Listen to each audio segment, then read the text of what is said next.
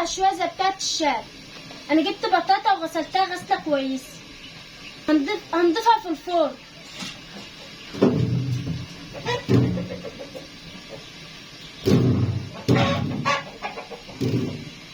انا مولعه الفرن من تحت ومن فوق.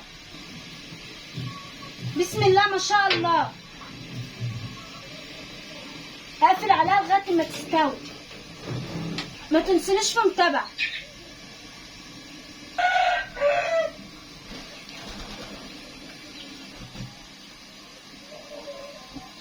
نقلبها بقى.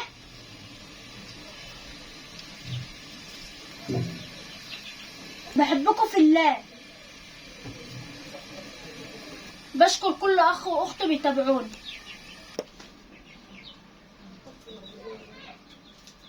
معانا هيك